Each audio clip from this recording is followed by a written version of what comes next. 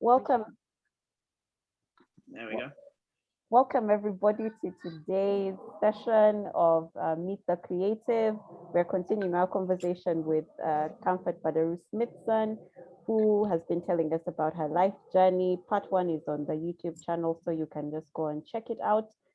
Otherwise, we're continuing today. Last week we had many questions on systems, so we said, why don't we just do a session that's focused on systems and teams, and also anything else that we would like to discuss.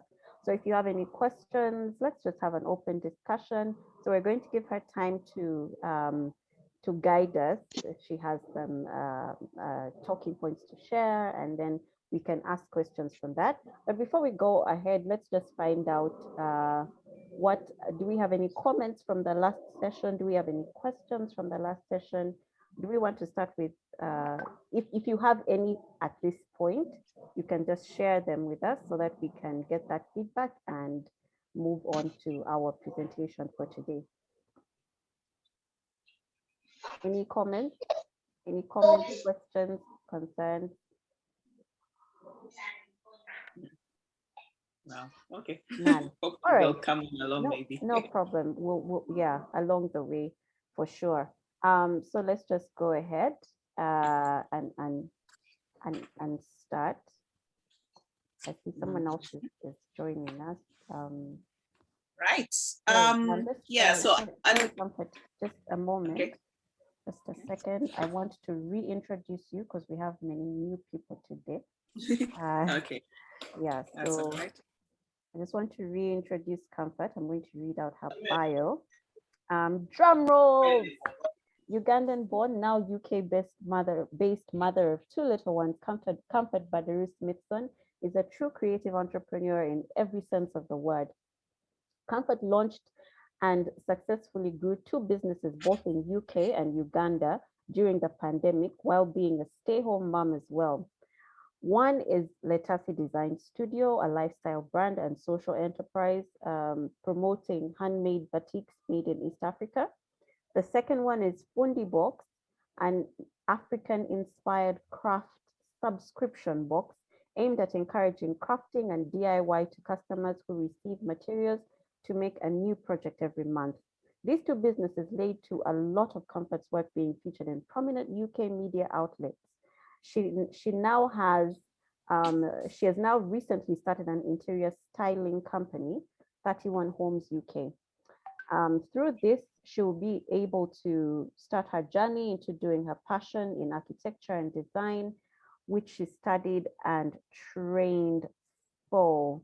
And so she shared her journey last time, more on her journey, and so we're continuing today.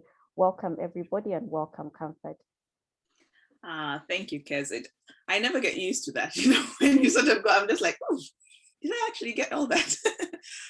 But yeah, thank you so much. And as usual, I'm always feel very honored to be able to share my story with everyone, and just to really encourage and inspire and show people that, you know, if I did it, and it's not like I'm any special or any different from anyone can actually do it. You just need to have the right mindset and to be ready to deal to get your message across, or get your story across, and believe in yourself mainly. So yeah, so from last week, I'm just going to go straight in because we have a little bit less time this time as opposed to last time. So I'll try and focus straight to it. So systems, teams, and more. While I would have loved to go really much deeper, there's so much information about, like, so many levels of dealing with systems and the teams and more, but I just want to start with the mindset aspect of it, the beginning, because once you have your beginning, which is all the foundation, and we all know this, well, I'm an architect, but if you don't have your foundation right, you can't start building your house from the roof. That's not possible. So you have to get your foundations right, and that's what I want to focus on with the topics today. So when we talk of systems, I think the first thing you have in mind is I mean, whether as you're starting your business, because that's how your systems will start to now fall in place, your vision and your plan. Now, I know many times as creatives, we never think about, as in, we might write a business plan or not. Some people just jump in and like, oh, I have a great idea, but you haven't planned it out. You haven't thought it out carefully enough. And that's another thing that I think I learned the hard way with Letasi, because Letasi, I think I started Letasi way back. But at that time, it was because I was excited about an idea. It was only last year when I officially launched it again. This was after I had sat down and thought, okay, I'm doing Letasi as a business now. It's not just a hobby. And that's the difficulty we have as creatives. While we love what we're doing, and that's all well and good. And that should be the core. I mean, one of the core things anyway, to be passionate about what you're doing. Because that passion is the one that's going to keep you going. It's going to keep that fire going for you to, whatever challenges come through, the passion is the main thing that will keep you going. But that aside, it is also important for you to know that it is a business. And as a business, you have to plan, and you have to have a vision, and you have to have an end goal in mind. What do you want to achieve? Are you just doing it as a hobby of, yeah, I just want to do it when I make X amount of money at the end of the month, that's fine. You need to set targets. Now, to be able to set those targets, that's where the systems come in place, you know. So when you're sitting down and thinking and planning ahead for your business, you're thinking, okay, there's what sort of different levels, or what departments do you have? You know, you have the marketing aspect, you have the production aspect, you have the sales, how you're going to do your sales. You have, like, there are all these levels that you have to think through, and they have to be systemized in a way that as a small business, you can be able to manage your business with the little or the smaller team or whatever you have around you. Now, as you're starting, you may or may not have the finances to be able to fully invest in getting people or teams on board. And we shall talk about this later. But when you're setting, and that's why I keep saying you need to have your goal and your vision in mind. And then that sort of guides you on how are you going to get to that end goal that you want. And you set your targets in short-term goals, medium goals, and long-term goals. And you use those as your sort of milestones. In fact, they are actually milestones, because that way, once you start to think, okay, now I need to get to this level, but how am I going to be able to get to this level? And that's why I keep saying it's so important. Take the time off when you're beginning to think about your business. It's not just going to be a thing of, okay, I've got a business idea. I need to just make, this is the amount of money. And if I make this amount of money, I'm going to make this much profit. And then it ends there. And you're like, okay, I have the profit. If I sell maybe 10 of them, I'll be good. But what do you want to have consistently at the end of the month? Is it going to, fine, you'll have the profit, but is it a profit of, I don't know, call it 500,000 every single month? That's the profit you want to have. So you have to find a way to maintain that target. And that's where being able to systemize and placing your energy where you need to be is important. So once you've done that vision and that plan and set it out, the important thing about this plan is that you ultimately want the business to be able to, at least most of the aspects of the business, to be able to run without you having to do it yourself. Now, when you're starting out, you don't, like I said, you may or may not have the money to invest in getting more people on board. So it might be like a solo project for you. And that is I think that's the normal thing at the moment for all small business planners. So even though you might be the only person, and I think you've seen these reels, these funny reels, at least most people doing it here on Instagram in Uganda, in UK, where someone's like, oh, introducing the team to this brand. And then they make a little video of, I'm the one who's the tailor, and I'm the admin person, and it's the same person literally. But how do they achieve that? Well, this is what we're going to talk about, So for them, they've managed. And again, I'm a strong believer of, you have to be absolutely sure that you can be able to bring someone else on board, and you can afford to have someone else on board. So while I am saying, yes, you must have and whatnot, it's not something that I'm saying you have to have right now.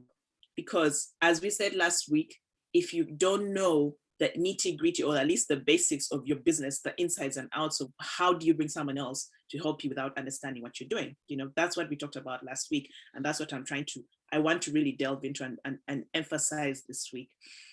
Because like I said, ultimately you want the business to run without you. Now, when you have systems doesn't mean people.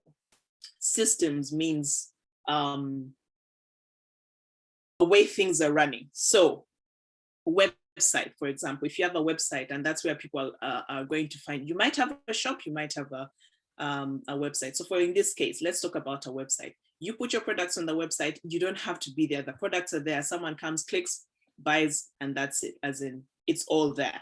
Same thing we talked about social media, and So Severe last week was really generous, and he talked about how you can use a planner. Same thing that we're going to emphasize this week. Social media planner. You create drafts, you create, you put all your information on later. So that means on social media, it's running without you having to run it. So those are already two things that you're doing without actually having to be there. Same thing for your accounts. I don't know how it is in Uganda, you might have to correct me, but here in the UK, you can have your bank account linked to a software, it's called Zero.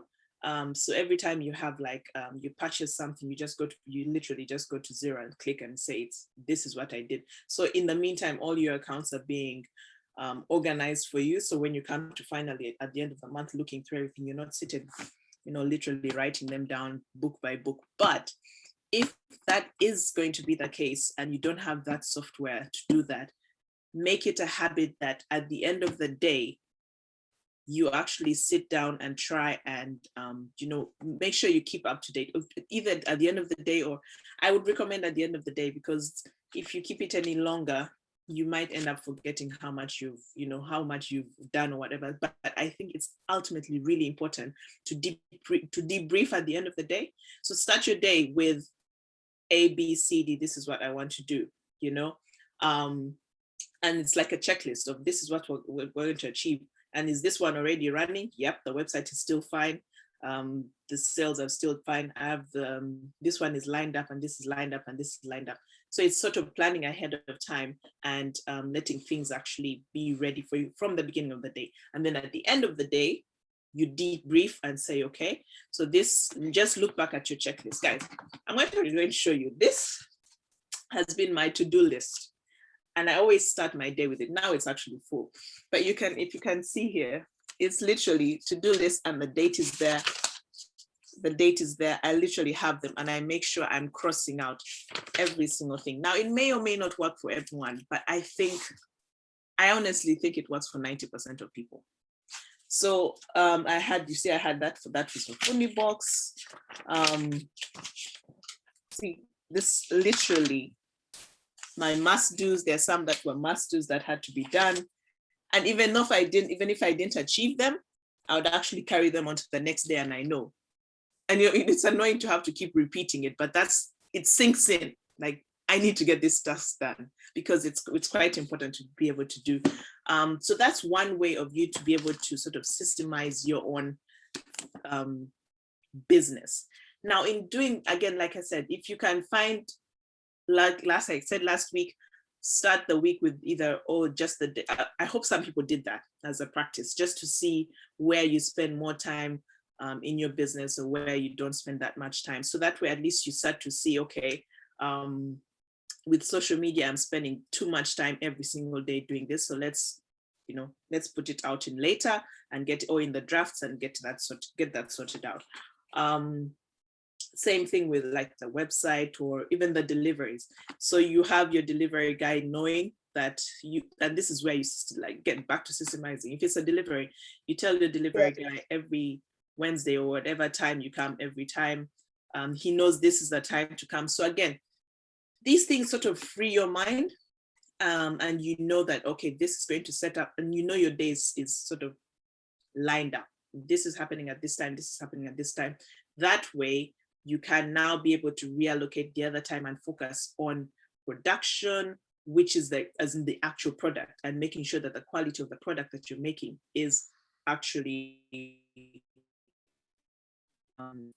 and keeping up with that, because at the end of the day, this is about the exact product. It's all well and good for us to have this background thing running, but if your product or the service changes in any way that it's dropping in quality, we need to aim for, better quality. If it's dropping in quality at any point in time, I think you need to check yourself and wonder, hey, what's happening on this case? What's happening here? So those are just, I think that's what I had noted down for you to be able to think through about the systems. And hopefully the questions that I really wanted a lot more Q&A this time. So that's why I did, like I said, a very brief one. And now when we go back into the teams, because that's why I said I started with saying the systems, as a small business owner, you don't have to have a team in the beginning, but if you do, because like I said, the systems can be like automated things. Even the emails, when someone responds and says, oh, this is, and Facebook has it actually. I think you go on Facebook and you send a message and the first thing that pops up is, hello, thank you for blah, blah, blah. You automate that. Automation is also another way of just getting that sorted out. So at least your client or customer doesn't feel like, I sent a message and no one responds. And if you personalize, don't leave them, by the way, guys, don't leave them automated the way Facebook has given it to you. You need to write it out in a very, sort of personal way. Like mine for my newsletters for Letasi, I'll actually read it out for you. Gosh, I hope it's somewhere close by. But like my newsletter for Letasi, every time someone reads it, they always keep aha. And I'm just going to read it out for you, and hopefully you guys can tell me how it sounds for you. Just 1 second, let me try and find it.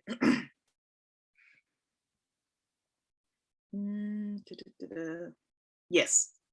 So mine, and this is automated, but I actually took the time to sit down and think about it. So every time someone signs up to my Letasi newsletter, this is the email that they receive. Hi. So let's say it's Kezia who signed up. So it's going to be, hi, Kezia.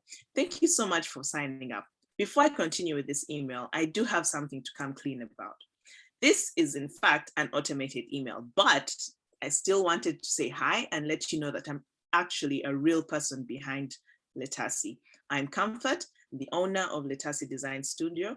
We may not know each other personally yet, but I'm thrilled that you're here. Don't worry, I'll be respectful of your inbox and only email you when I have something fresh, new products, news or content or something that's worth telling you about. And just one favor before I go, please reply to this email and tell me, and let me know why you signed up. I'd love to know more about you. Thank you. Talk soon. Comfort. And I kid you not, 9 out of 10 times, people do respond back to it. And like, oh, that's interesting. Like, yes, I know. And it's just a conversation starter. I've had moments where someone's like, yeah, clearly, obviously, you cannot respond to a million people responding to you all the time. But yes, it's a nice message anyway. It's just a lovely conversation starter and people love it. People love it. So same thing you can do with your Facebook marketplace or even Instagram. I think Instagram has it now as well. You can reword your automated messages because that helps. It really makes a difference because the customer doesn't feel like, oh, I've just sent a message and I'm not going to respond. No, somehow, I mean, if you listen to that, it doesn't sound like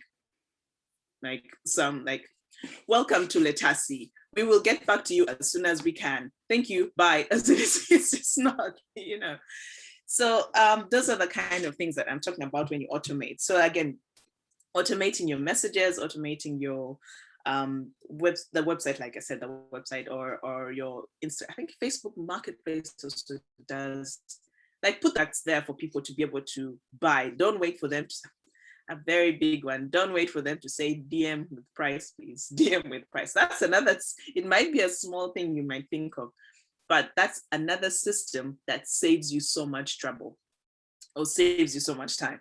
Because if you don't put the price, yes, I understand there might be some things that are that vary according to the price. But if you can, as much as you can, try and put the price. And if the prices vary, then put what should I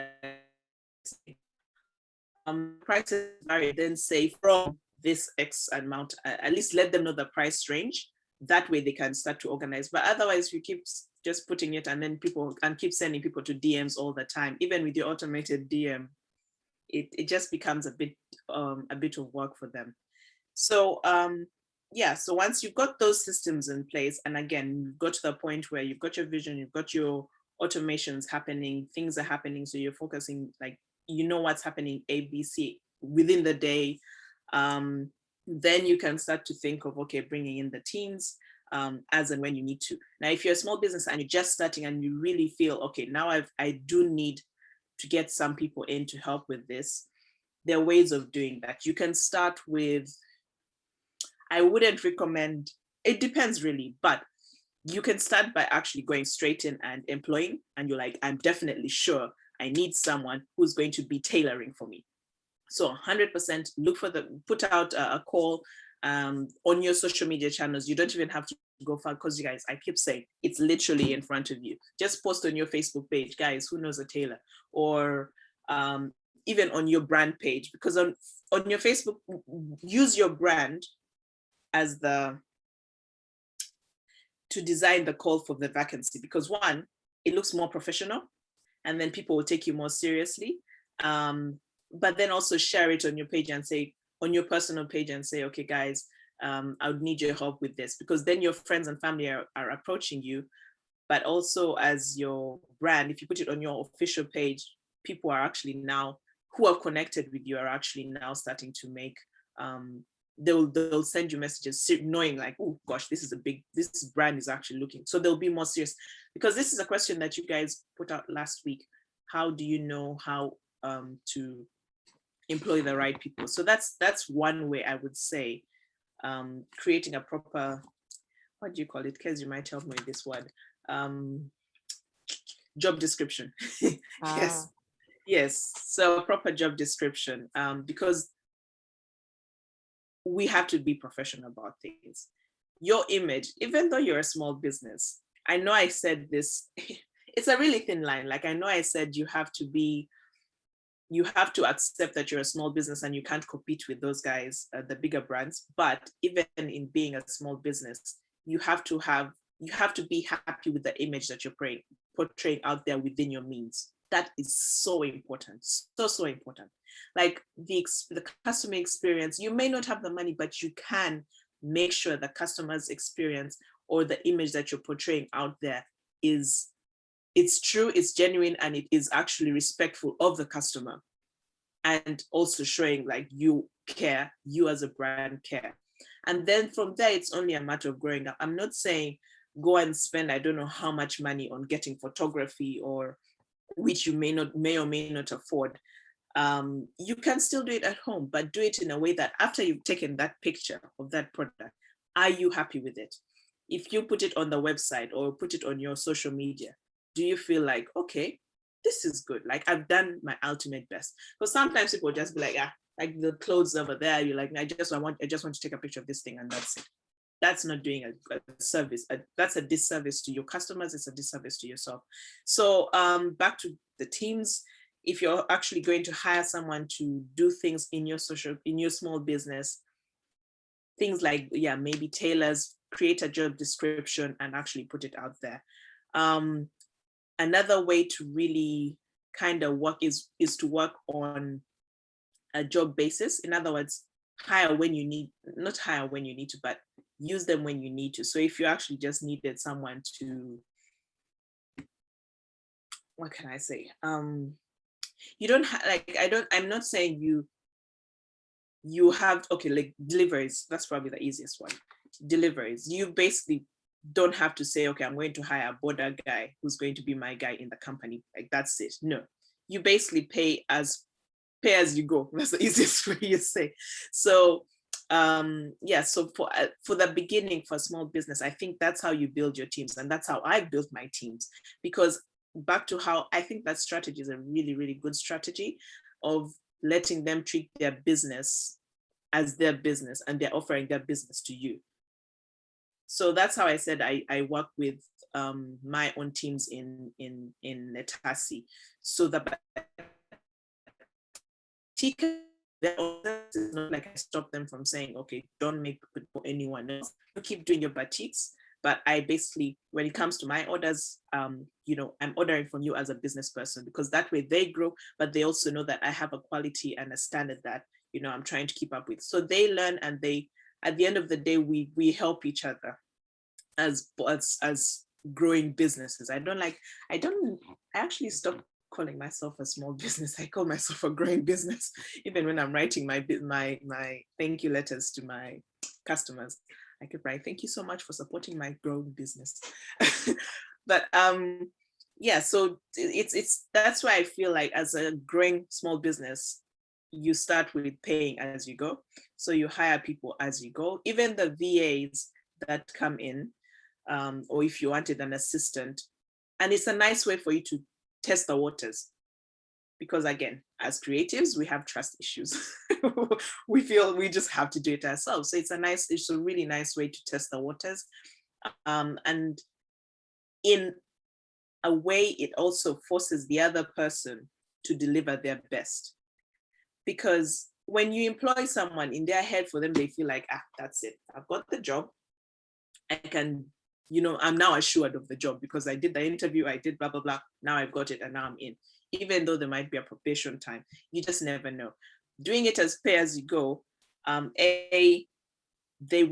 you actually have you can look at the quality of things that people are doing. So if you're not happy with it, you basically tell them, this is not the standard, and you need, because you pay, at least as far as I systemize mine, I don't pay full amount. I'll basically first give you the not discount, deposit, and then after that I'll give you the top of it. So that way, at least you're sort of keeping an eye on the quality of whatever that you're paying for before it goes out. And that's like I said, that's a really important way as a small business to be able to build teams. And I did that here in the UK. I did that in Uganda as well. And at the end of the day, I think my team has now become the Letasi family. They have started to really grow into Letasi to the point where I think they love the fact that their mindset has now gone into, okay, let's help Letasi grow. And it was scary at some point, but really heartwarming to hear from two of the team members saying, you know what, madam, I think I just want to work for you full time. I just want to, and it's really, really nice. And while I would love for that to do, and that's the ultimate goal, because remember the what I talked about from the beginning, what's your vision long term, and what's your goal long term.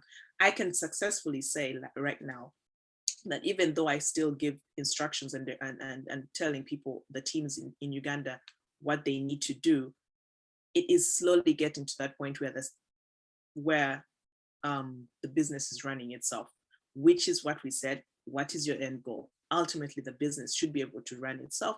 And once it starts running itself, that's where you know that you have really, you're achieving something.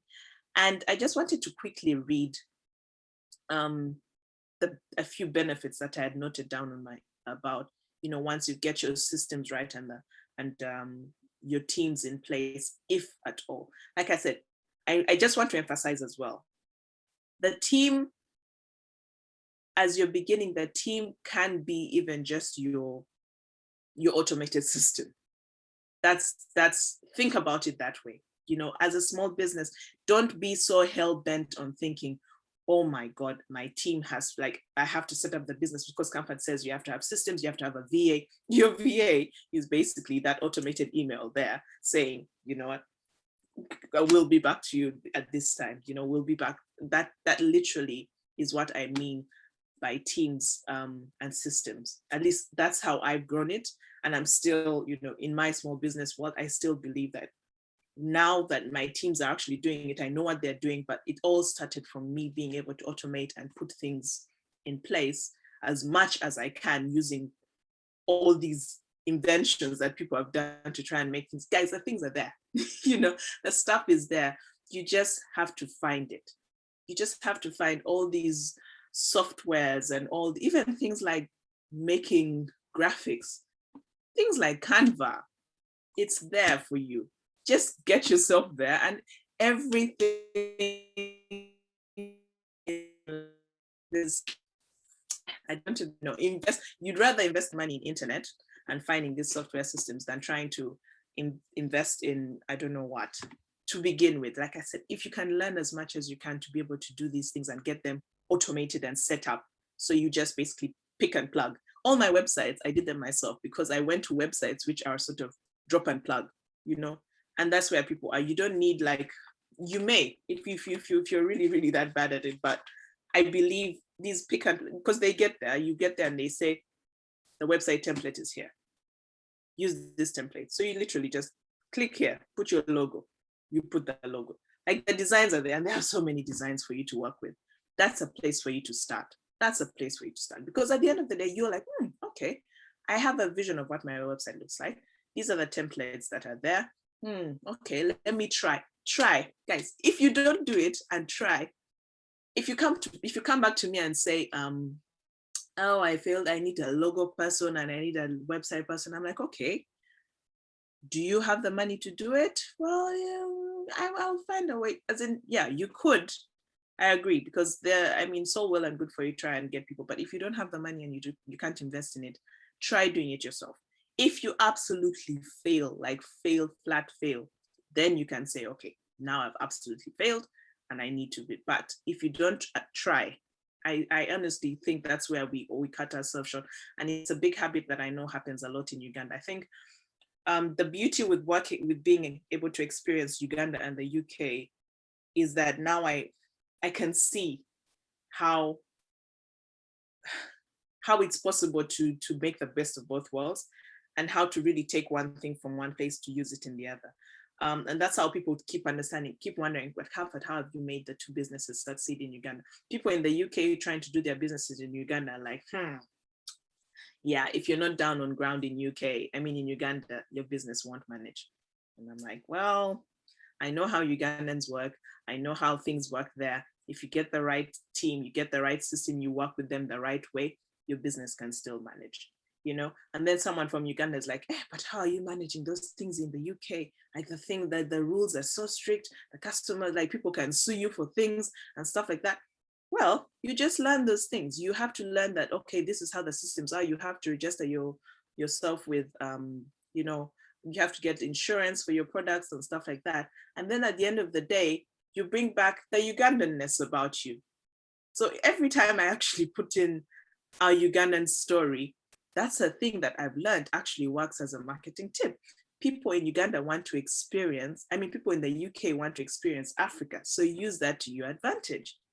So that's how I'm using, being Ugandan and being in the UK to my advantage. So you all, like I keep saying, it's there. Just look at it and try and just take time to stop and think, okay, what makes my story unique? What makes it unique for me to be able to, to be able to make the brand what it is? What's the story that I'm trying to sell? So yeah, I think I hope I didn't go off on a tangent on that one. But yeah, I think, long story short, I think I keep saying it goes back to what is your end goal, what is your why, and what is your story. If you're not true and true to your, and real to your story, real to your situation, it's so hard to be able to get past it. So real to your situation, can I hire someone right now? Can I afford to hire someone right now? No. If I can't, are there systems, or is there something online, some app that I can use to be able to do that check? Like, just keep checking and checking and checking, and make sure you've explored absolutely every opportunity or every option that you can to be able to get the systems or to get your business running as smoothly or as much as you can, so that you end up focusing on the products or the service that you're doing, and making sure that it's still to the level that you want. So like I said, the advantages of doing this, at the end of the day, your company will meet and surpass your customers' expectations. So if you got that, again, respecting your customers and making them feel like, oh, okay, like, these guys are actually there. So even when you have a wobble or like a bad time in your business, creating that community, they will still understand, or they'll still get to know that, okay, this person has always had a good a system, or at least a good brand. There's a brand that I understand that you do. And when you've got your systems and your teams in place, your company will still always produce the same quality results. They'll try, at least, because now you've got things, that the most important thing at the end of the day is the product or the service. And if that drops for whatever reason, it gets picked up really quick, and it could break or make your brand. So try to make sure you setting up all those things and focusing on mainly the product or the service ensures that your qualities remain the same. And yeah, at the end of the day, once you have these automations done, it does reduce the cost. It does reduce the cost because, like I said, if you had, at the end of the day, we're trying to save as much as we can as a small business to be able to maximize our profits. And if you don't, if you can get all your automations and your systems and pay for the team or pay for people to do things as and when you must, or when it's really ultimately necessary, it does reduce your cost, because that way you put the money into something that's a bit more necessary. Things like marketing. You might say, okay, I want to do Facebook ads. Yeah, you could do. But people, do you ever think about media? Do you ever think, and that's a free sort of channel, like newspapers and stuff like that. So you can just write, there are always columns where this guy is looking for stories. Try it, explore that direction and see. And it's a nice way to sort of get some marketing done for yourself, or I don't know, but just think through, just sit down and think, where would my product best be seen? Where can I try and leverage the free options that are there for being able to market my goods? If it's word of mouth, or even if it's just constantly pouncing it on your Facebook page or your Instagram page. And people do that. Like, people are watching, guys. People are watching, so they will listen. And yeah, once you've got all that sort of sorted and in order, your company does become more organized, and you feel you're more productive and less busy, if that makes sense. I'm actually going to read something here, which basically says there's a difference between being busy and being productive. Because being busy is basically putting stuff. In other words, you're like, oh, I need to do this and this and this and this. As in, you're just putting stuff in there. You're not actually, and it tricks you into feeling productive. You feel like you're doing stuff and you feel like, okay, I'm actually doing stuff. And yet you're just doing stuff. And yet, if you've got yourself organized, you sit down and you say, A, B, C, this is what's needed. This is what's running. This needs just to be automated and it's done. Then you're focusing on what did she say here? It's what we do to make the engine of our business run smoothly and profitably. So it's not just stuff. It's the critical things that make the business run smoothly and profitably. In other words, so you get that done. Stop trying to run about here. Oh, someone has now, I need to make a post here. Oh, I need to do this. Or do you really have to do that? What's really important for you? What in your list, what in your breakdown, the things that are running. I kid you, I think like at least 20% of the things should start running. Like, just let them run by themselves. And then after that, focus on, what really makes the business profitable and also gives you a bit of ease. So if you have to really be busy, or if you have to be having something hectic happening, I don't even know what word you'd be using as busy. If you're actually making the products and you're busy making the products, I guess that would probably be the one, I think. But you just focus, but you get what I'm saying. You just really have to focus on what makes it a bit more profitable, not just fluff, not just the fluff of looking like, oh, I have a business, or I have a brand, and I'm the busiest person. Someone sends you a message like, oh, I can't do it now because I'm doing XYZ. Are you actually doing what's making the business work? That phone call might be what you need to actually get the business running, because connections are quite important. Yeah, and I guess again, if you do have it your brand and your company will solve all problems on a consistent basis. In other words, yeah, like if things are running smoothly, in case something sort of comes out of the ordinary, out of what's not in the normal system or what's not in your everyday, when something new comes, actually, that's the best word I say. When something new comes, you will be looking at that and saying, oh, okay, this one I didn't expect. And you have a clearer mind to start to focus on that instead of saying, oh, now another problem has come, now another one. It's just, no. Once those ones are sorted out, your systems are in place, everything is done, your team is there to help resolve things. And remember, your team, if you do decide to get people, is they know what they're doing. So when there are problems in their issues, it's really important to try and get people who can actually also try and resolve a few things. Of course, they have to check with you, but you can trust them enough to be able to resolve some of the nitty-gritty things, and they'll come back to you when it's really something that's like, at least that's what's happening with my guys now. They're really good at handling things. So I'm back here and running things, but they'll only come to me to say, oh, I don't know, it's XYZ that's not working. How do we do this and how do we help? And it works that way. Of course, there are petty ones like team member A and team member B not getting along, and then they'll have to send me a message. And those ones come in. Those ones do come in. But it's also, and that's something that you as the leader have to work out and say, okay, guys, yeah, at the end of the day, you're going to have to find a way to work with each other, because it's a whole. We're working as a whole, as a team. So yeah. I think those were my main pointers about systems and teams. I've probably actually gone beyond the time I expected myself to do. But I think I'm really open to your questions. I'm really hoping that some people have questions. Please just take it off. I hope it helped. Awesome. Yeah, that was amazing. Honestly, that was amazing. I've written like notes. I just want to share some of the things that I've written. Also probably just to help people recap a bit. I've heard that you said, even last time, spend time to understand what areas should be automated. Yeah. Understand your business, and then also understand, okay, where do I need help? Where do I need systems?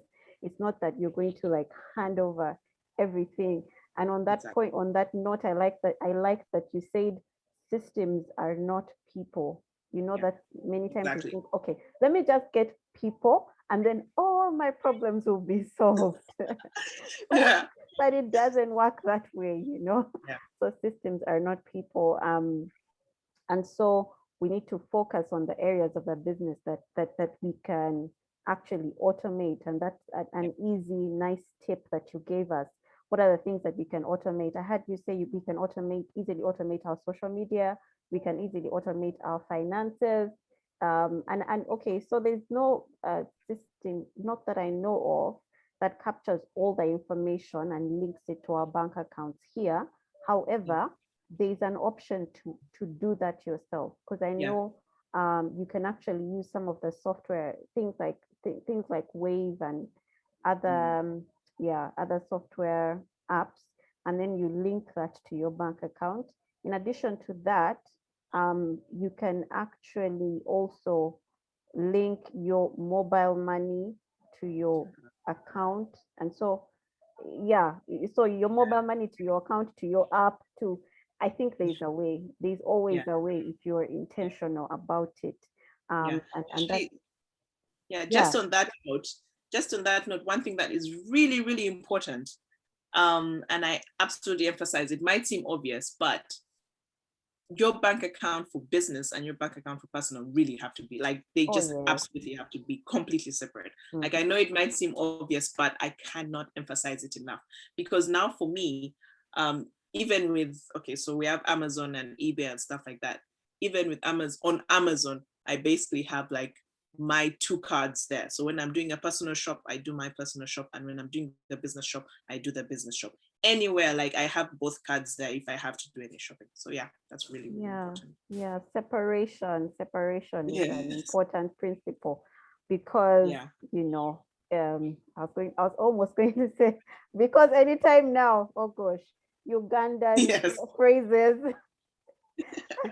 Ugandan phrases. But the thing is, the truth is, Yeah. when you don't separate, it's very easy for you to mix up your finances. Yeah. Yeah. And so, yeah, another thing that I like, which is said, okay, just another pointer. I took write personal automated messages for social media. Yes, you're automating, but yeah, don't make it sound like a robot.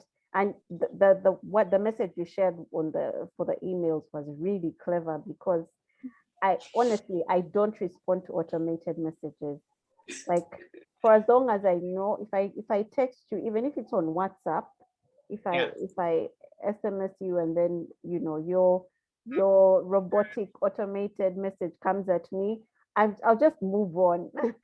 you know I'll Exactly. just move on. I really don't like automated messages. So I liked the way you Yeah. did it. Yeah. To acknowledge, this is an automated message, but, I'm going to, please respond to me. I'm going to get back to you. I think that was really nice and personal. Um, and you talk about Canva, invest in apps and software used to make work easier. That's just a tip, really. Things like Mm. Canva. Oh, another nice one. Have your day organized. Yeah. And Yeah. I wrote, bring teams into organization, not disorganization. Yeah, That's it. That's yeah. it. And I'm guilty of this one, because I've often felt like, if I just got people, everything will get organized. And then, you bring people on board and you realize, no, you actually need to organize as well, because you can't pass on disorganization and expect them to just organize it. So yeah, yeah. I think that's really good. And then be mindful of the image that you're putting out there. Yes, you're a small business, but um, you need to you need to be mindful of the image that you're putting out there. Yeah. Create a proper job description. That was also within putting a proper image out there. Yeah. Um, yeah, And sorry, just on the part of the image, yeah. um, I mean things like even packaging and Mm-hmm, how your customer receives their product. You mm-hmm, don't have to spend so much, but be different. mm-hmm, So don't just pick well, I don't know, some polythene bag and say, okay, deliver that. mm, And you may not have the money to sort of buy branded bags at all. So it could be just stickers, and just be creative. Literally go to Pinterest and look up packaging for, whatever's. So you could just use, at least in Letasi, we got to a point and we used to use, and this is Letasi, Uganda. We used to use, I don't know if they call it sugar paper or brown paper, and we wrap it up. brown So it paper. actually, Mm, and then we tie it. Well, we tied it with there's sisal, but then there's this other nice woven one, yeah. mhm. And then we just tie it up in that kind of packet with a little card that we used to put on top and say thank you so much for for your order with a Mm, sticker. And that was so inexpensive because we buy like a huge roll from what's that place down Masa. Nasa Road. Yeah, we just buy a huge roll of brown paper, strong enough to be able to, keep the fabrics. Because again, with the fabrics, we couldn't just put them in. I put them in a plastic bag, yeah. But you also have to look for something that sort of makes it feel. So it looked rustic, but it was different. It was a nice, different feeling. Yeah, and just try to be different, really. Yeah, that's so true. I like that. We should try to be different. I Yeah, want to, so I'm seeing some questions coming in. Yeah.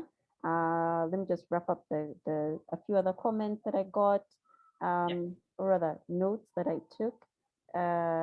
Use the best of your world, all worlds.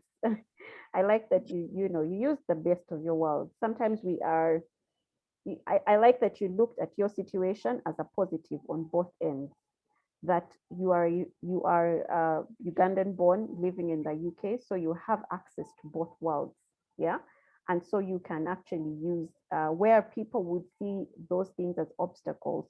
Oh, I'm a Uganda now. I'm living in the UK. I don't know how to do business. Oh, I know how to do business in Uganda, but now I'm in the UK, so I can't even use my Ugandan, Yeah. connections and whatnot. I like that you used the best of both worlds. And so, whatever situation you're in, be real to your situation and ask yourself, what is your end goal? Respect your customers and treat them well. I like the communication aspect.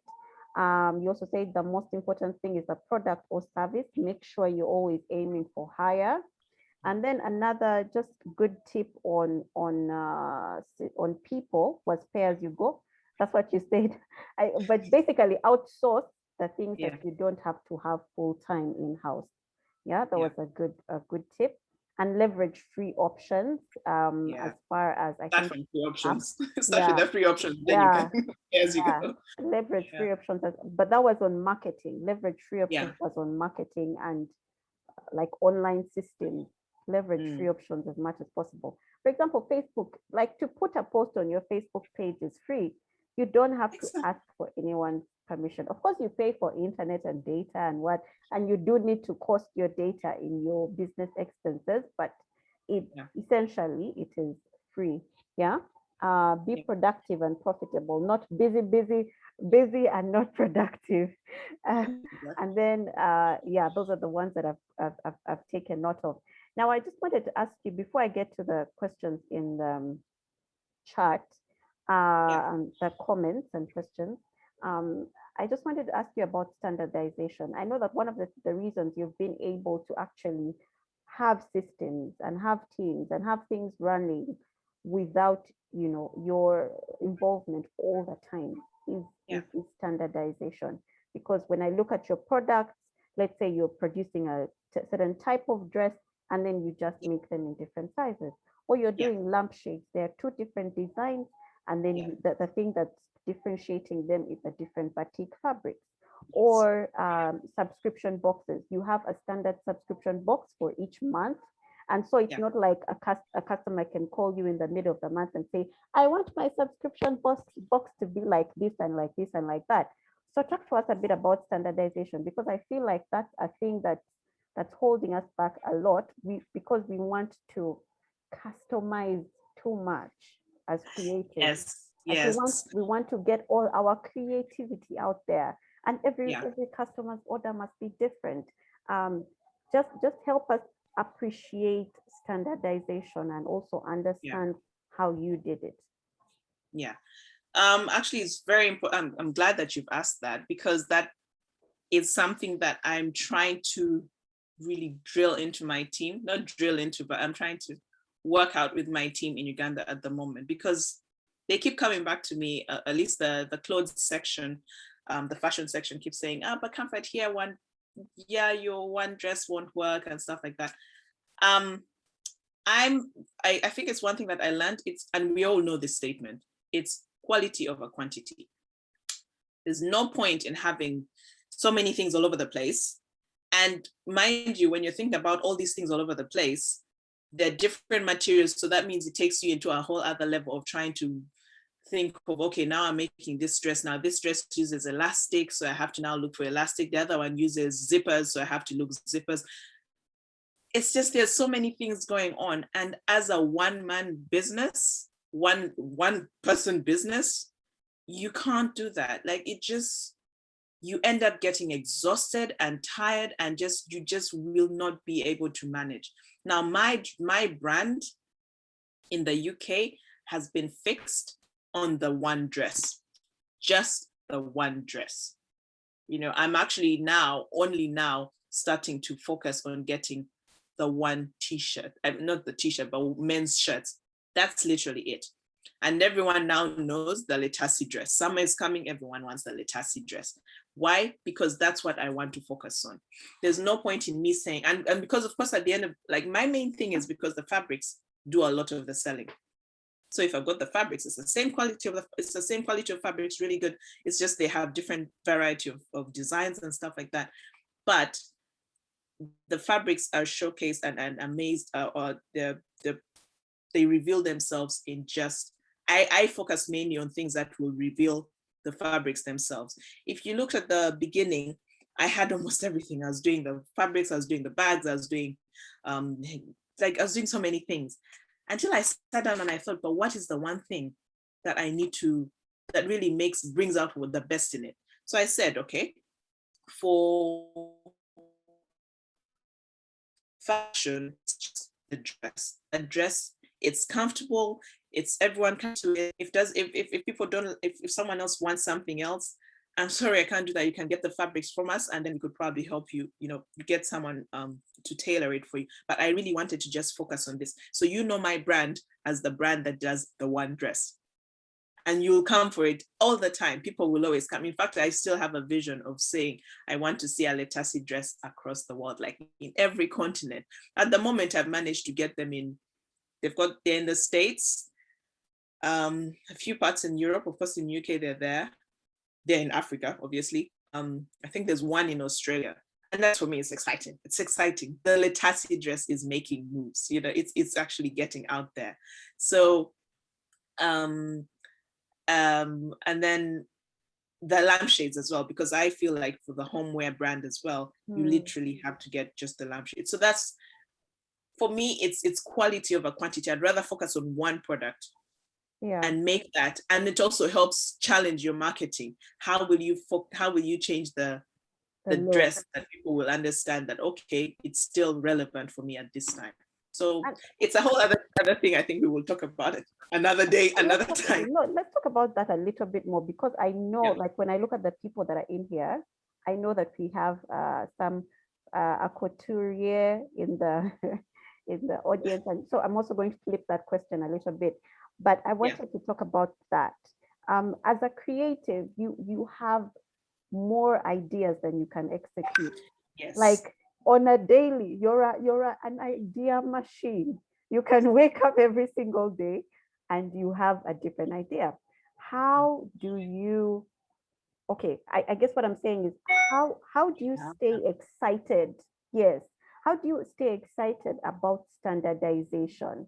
How do you stay excited about saying, I'm going to have the Letasi dress? And I think one of the things you kind of mentioned, the fact that you're expanding the vision within the frame, saying that you want a Letasi dress all over the globe, for example, that yes, it's you've decided on the Letasi dress, but then the vision is big. And so I get that can be exciting.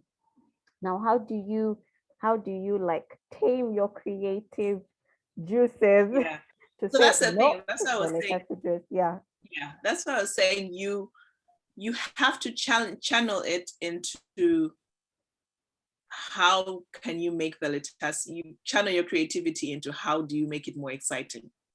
So now you're past that one product and you say, okay, this is the product. So now, for example, even the lampshades, I can decide, okay, so I've made the lampshade, but where do I put it? Change it in the room, put it in the bedroom, and then do the whole bedroom, and the lampshade is there.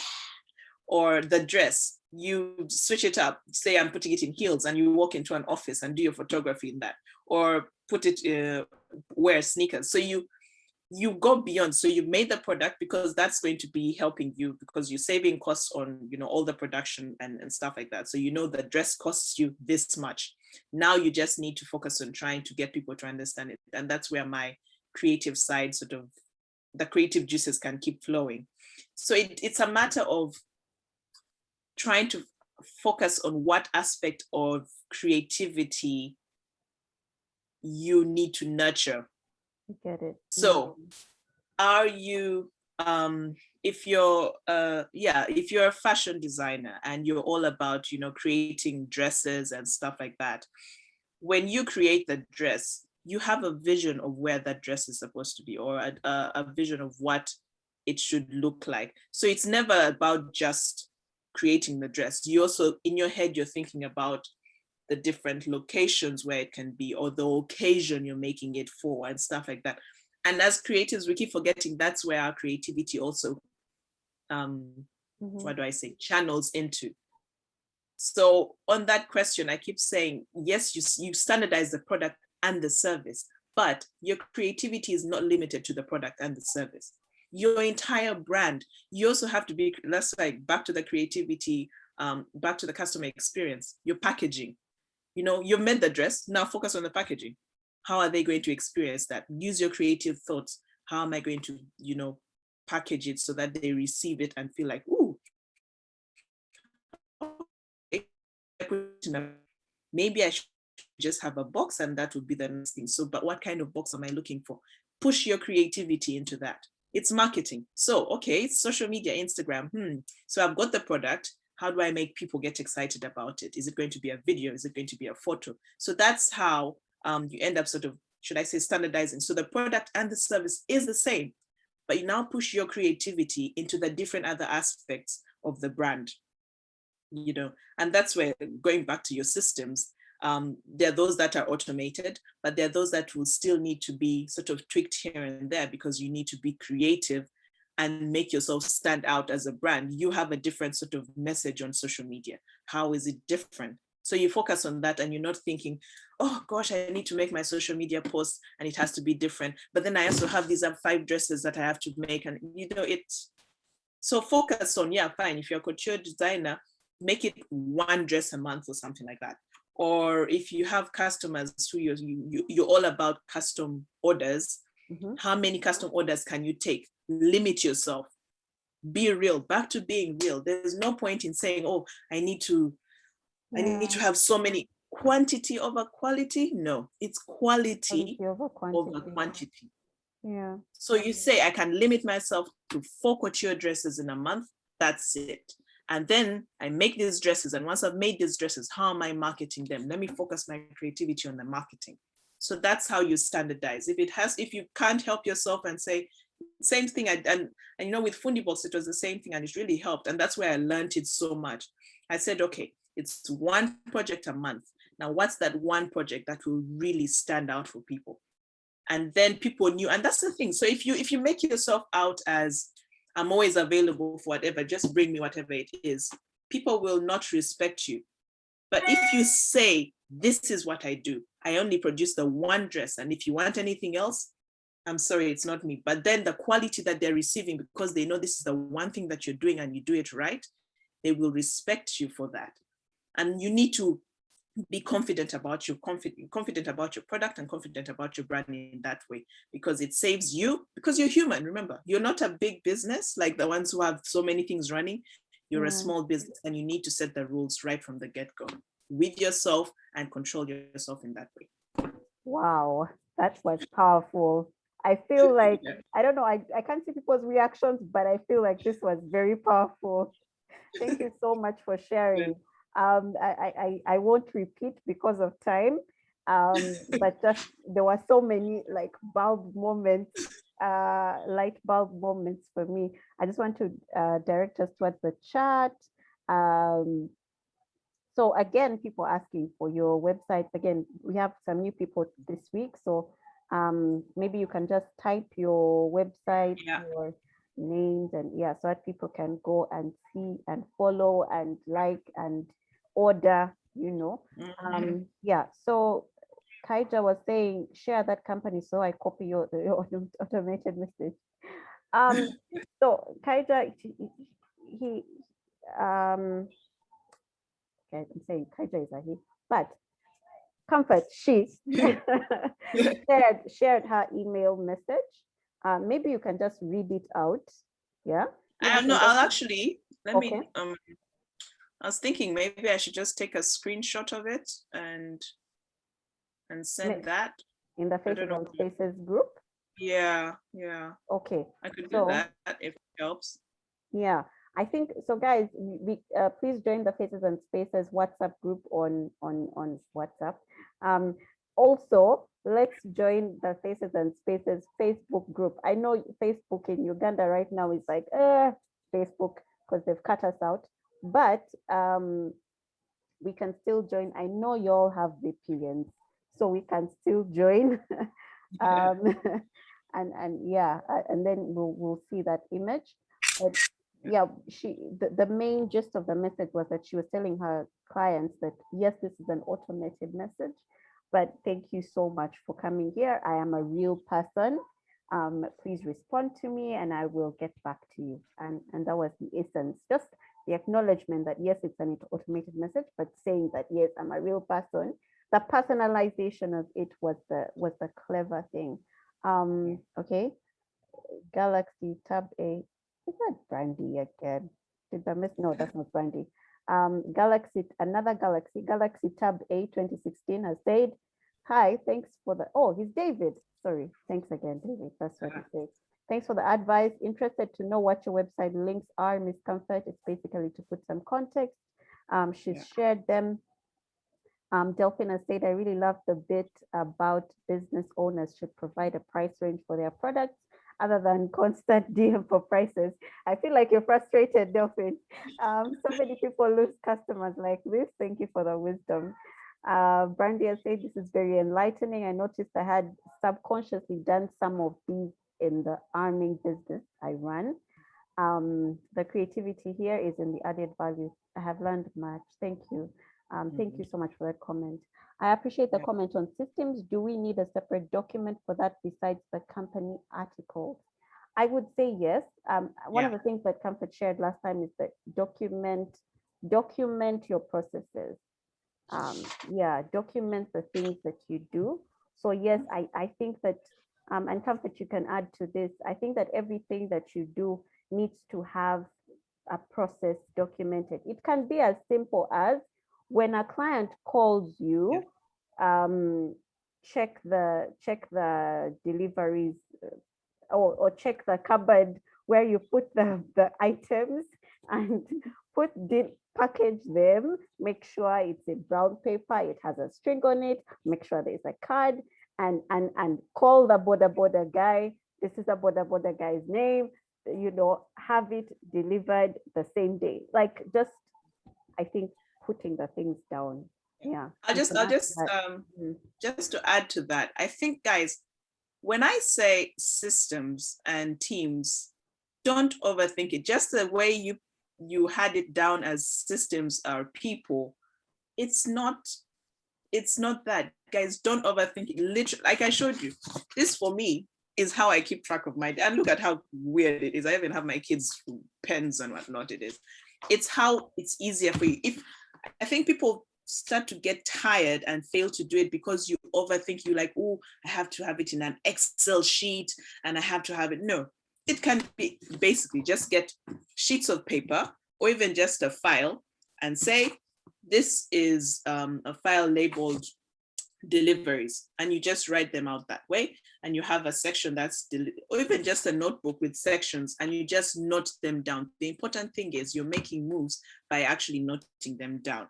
At least you have them written, and it's not like when something happens you're like, oh, where did I get this? That's what I mean by systems. Guys, we're a small business. I keep saying we're a small business. Remember that you're a small business. You're not, as much as we're trying to aim to get to that level of being so big and everything, start small. And no more exercise book works, for putting your things down. Just start from there. And then from there, and if it's easier for you and you love Word or Excel, put it in there. Each person uses what is good for them. Me, in myself, I am really bad at Excel. I won't lie, I'm bad at Excel. But I have a proper book. Actually, this is my accounts book.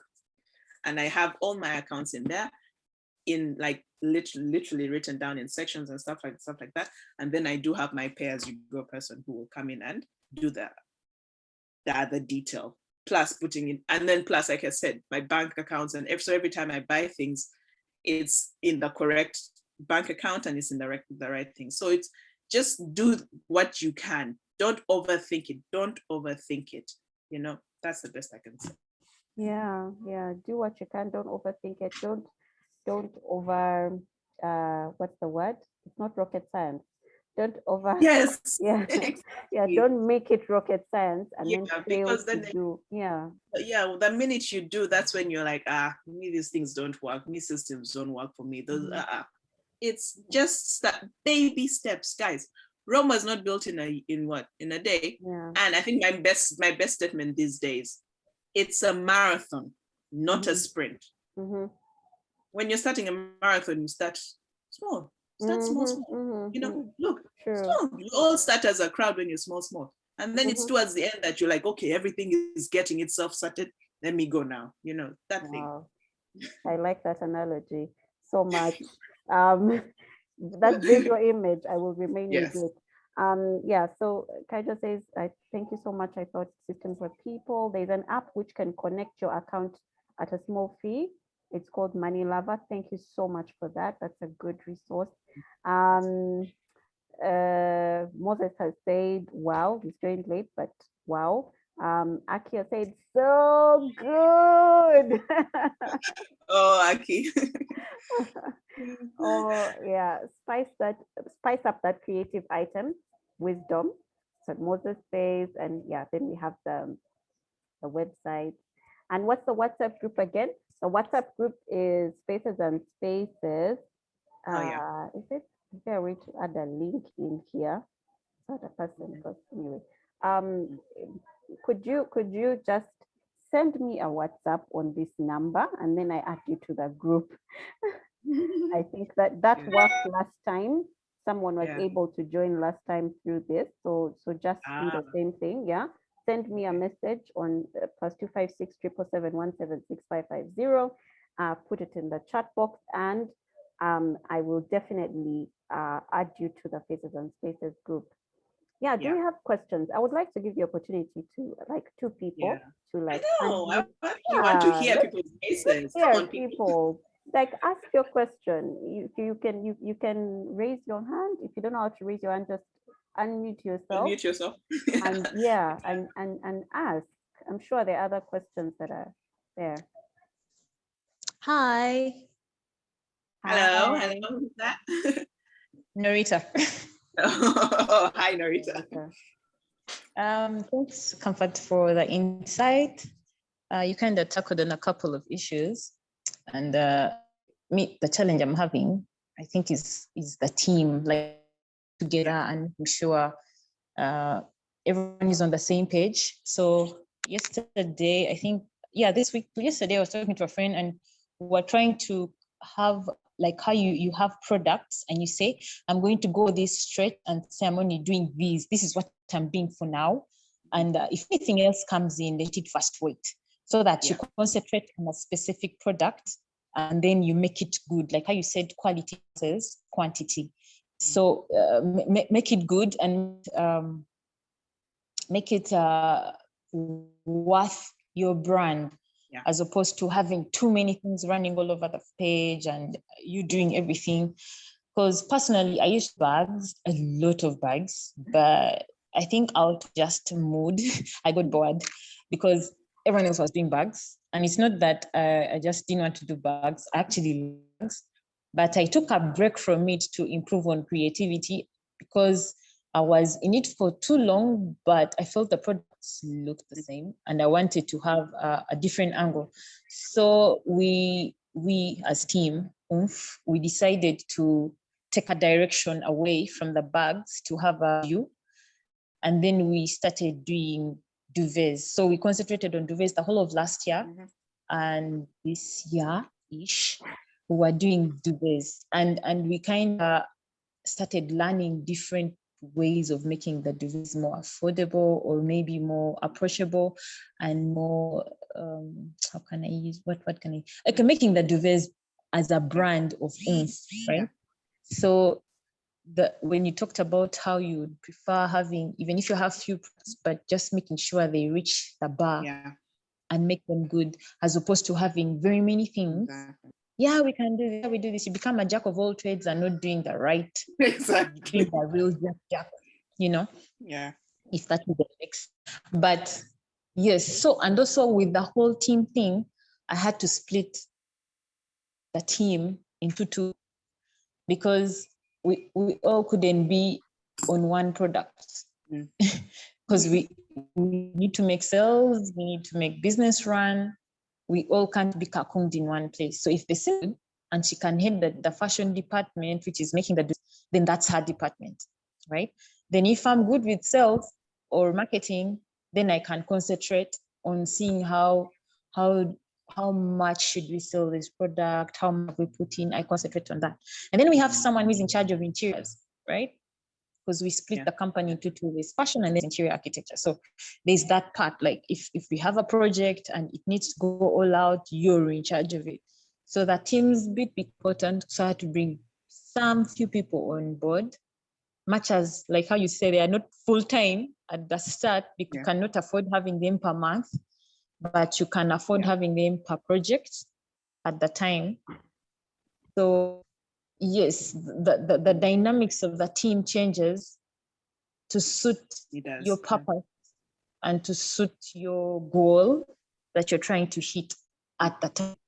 Because we had a target of doing, I remember we set a target of this during COVID, past COVID, up to, I think up to March, but we're able to do 15. So when you set a goal, it was you kind of evaluate the team and see how good were you, did we go wrong, and also get feedback from clients like we were getting. Rita, this material wasn't good, this material should have used this, and then we find a better way to work. So yeah, thank you. It kind of gave me at least a leeway, like, okay, you're kind of doing something okay. Not quite best, but something good. Yeah. So I'm really glad to hear that. That's really good. And like I said, it's really important. And I like that you mentioned you were doing bags and you did it for a while, and then you kind of got tired of it and switched to duvets. And now the duvet is giving you the challenge. So that kind of also answers Kezia's question of standardizing. And as a creative, how do you bring out your creative juices? So that was your way of doing it. Like I said, mine, I decide to focus on the other ways of being creative with the same product, and finding ways to be creative about it out there, which is really brilliant. Another thing that you pointed there is about the team being able to celebrate your wins. And I think that's something that we absolutely need to. And when I mention milestones and your company goals or your brand goals at the end of how you set them up when you're setting up your business, or thinking about it, even now, it may not be when you're setting up the business, but as you're going, it's also really nice to put incentives and say, once we hit this target, we treat ourselves to, I don't know, a meal at Nando's, or we treat ourselves to pizza. So that way, or buy something physical. It could even be like you buy yourself that shoe. So every time you look at that shoe, you're like, man, I hit the goal. Then you put a next one and put a next one. So whether it's as an individual and you say, oh, it's as a team, and say, we will buy ourselves, I don't know, handkerchief. Okay, maybe a handkerchief is too small. But yeah, you'd something physical to say you hit that milestone and you've achieved what you wanted, and now it really just pushes you towards it. And once you get there, you set the next one. Yeah. But thank you so much for sharing. Yeah. Thank you so much, Norita. Brandy has a hand up. Please go. Comfort. Yeah. Because this has really been interesting. I realize that I like your presentation for the last part, which I missed, and then Kes sent me the video where you were saying that you tapped into your university training, and now both of you know that I'm a mwalimu, I'm a teacher. Yeah. And I keep telling my students that not every student in architecture is going to end up in architecture, but we can use the skills we learn at the university that we are taught, especially when we're doing all the site analysis and stuff, to make whatever we decide to do. They're very good for research. Yeah. So I realize you were also saying that to learn a few things you had to go to YouTube, and I keep telling my students, YouTube is your friend, Google is your friend, and they always laugh at me and they think I'm very dramatic. But I realize that I've had to use my architectural creativity in farming. Now we have a pork farm as a family, but for a long time it wasn't doing much until I brought in the added value of the different cuts and everything. I remember we are in lockdown. Lockdown has been a very great opportunity for a lot of us to start businesses. A lot of businesses have folded, but a lot of them have started. And it's amazing when I tell people that, you know what, we did really, really well. So I saw this other lockdown, this is the one we're currently in, as another opportunity to advance the added value. So off we went to YouTube, people were asking for like chops and ribs and stuff. Like, huh? I thought we're just going to sell meat. I had to teach myself how to do. I watched so many videos of how to prepare pork chops, the different cuts and what they're called, the spare ribs, and prepare, all those things. And I realized that, as Elon Musk says, that information is at the tip of our hands. Let's use that chance. We don't have to go to school unless we really, really need, for example, like when you needed a coach to help you. That's a whole different thing than when you need to learn how to maybe do something or do something in a particular way. I really like that. And I actually had one of my students come watch this, because I sent it to Alice. And I said, Alice, you're in lockdown. Use this opportunity to think creatively about a business. Don't just sit on your butt in your fifth year, but there's a lot of time. So I hope she's tuning in somewhere and listening, because I really found it very engaging. So thank you so much. This was really, really great idea. Brilliant. Thank Brilliant. you so That's much, really Brandy. cool. Yeah. And I wish you the very best. Thank so you. much. Thank you. You Yeah, have- that's amazing. Yeah, that's really, really cool. Thank you so much for that, Brandy. Actually, so Alice in at some point, I think she may have jumped off, but she'll definitely watch the recording. Thank you so much, Brandy, for that comment. It's very encouraging, and yeah, like you see, as creatives, sometimes we forget that the biggest asset that we have is our ability to be creative. Like, okay, every human being in the world is creative, but people that call themselves creatives have actually decided to own it, like in a bigger way, and so use that creativity in every place. And so thank you so much for sharing that, Brandy. So we have 3 minutes to the end of our conversation. I don't see any other hands up, so I'm going to leave this time for just some wrap-up comments. From me, I just want to say thank you all for joining in. Thank you all for your comments. Thank you all for being a great, great, great, great audience. Thank you for your presence, really. Thank you so much for your presence. And without you here, Comforter and I would just be talking to ourselves, So and also for the encouragement, and just thank you so much. I'm just going to leave the last 2 minutes for Comfort to wrap up, say anything else she wants to say, and we'll close. Yeah. Well, thank you, Kez. I mean, the crowd has been the audience has been amazing, and it's always such an honor to be able to share and interact with people, and especially fellow creatives. And thank you so much again for this opportunity. I think one last thing that I would love to do, I'd really, really love to, based off what we've just done, is to leave with a challenge, and hopefully we can see it through next week, maybe, because if you could help us sort of channel this. I think it's really important to try and get that standardization out, because I think that statement that you started with breaks down how to bring in systems, how to bring in teams and whatnot. So I want to put everyone on a challenge. What are you doing? And if you can share this on, I don't know, on the Faces and Spaces Facebook group, or on WhatsApp. Actually, I think on WhatsApp. Anyway, either way, wherever it is, for next week, I want, or even just starting from today, I want us to ask ourselves, what product or service are we currently doing? How are you putting that, as in how is it out there? How are people knowing about you? What are you doing to what are you doing about the product? What is it? Like, what is it? How are you doing it? If that way you're doing it, or that product, that same product, we're not thinking about anything else, that same product, think about that one product. If there's that way you're doing it now was not really working and you had to start over again, what are 2 different ways that you could market or make that product known or make it more exciting for people? So that's the challenge for next week. I hope that helps. Otherwise, I'm excited and I'm really looking forward to it, and I will keep you guys, I'll ask you guys about it next week. Please share and we'll see how it goes. And really looking forward to it.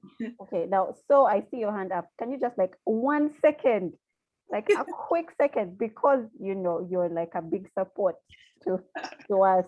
So So can you hear us? I hope you're like. Let me unmute my mic. Can you guys hear me? Yes. Yeah, what's up?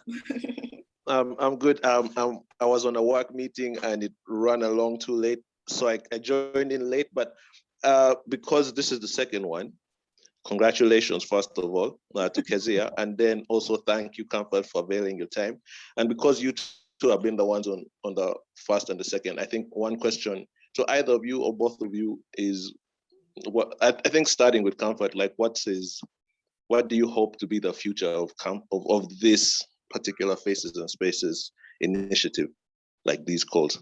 Yeah, and that's it. Like if you can like not too broadly, just keep it tight, like within one 1 minute, like what you want to see. Yeah. I basically want to see people being a bit thinking more out of the box, because I still feel, as much as I love Faces and Spaces, guys, I still feel like you guys are all sort of still working within a small section. I want to see you guys push yourselves. Like I want to see you guys push yourself, whether it's whether it's one product, push yourselves, or it's the marketing. I want to see you guys push yourselves.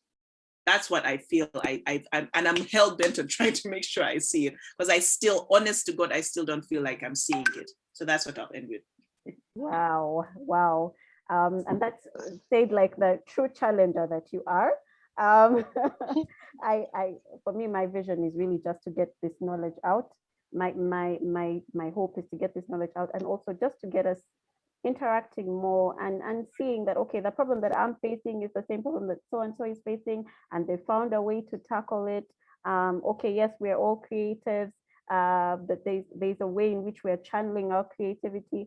So just the differences in thought, the differences in experiences, for me, what I want to see is an expansion of mindsets, so that then we can go out and do things differently in ways that will lead to higher productivity and higher profitability for all of us.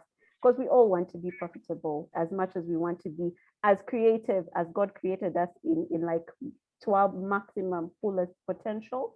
We also want to be profitable. So I think that for me, that would be something that if people can be that way as a result of these talks, I would feel fulfilled. If someone would say, okay, Comfort said this and this, and I went and did it, and see where I am, yeah, that would be that for me, yeah, the ultimate thing. Yeah.